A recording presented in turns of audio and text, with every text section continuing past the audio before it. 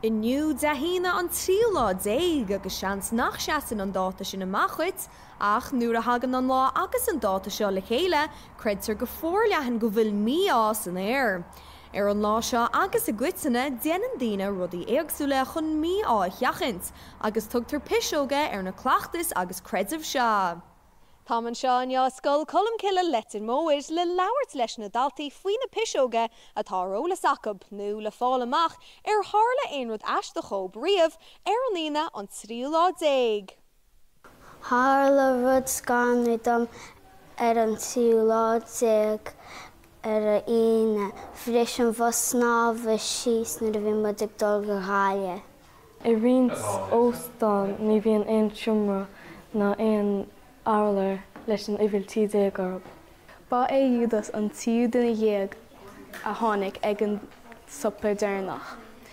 Fiú anneo ní mála go leor daoine tí duna dhéag a bheith ag daoine. Bé daoine bhád níos cuamaí go suas agus síos na staire ar aoine tríú lá déig. Well, ní léon áras go mbíonn daoine áhairsach faoi dahína an tríú lá déig, lá thug an thart ar a laid ó amháin chula bhliain. An bhfuil éon fisio geile agaí sa bhaile nó ar scoil, chur scéile thugann ag nuacht ag cúla4.com agus dahína an tríú lá déig son na chuí beag.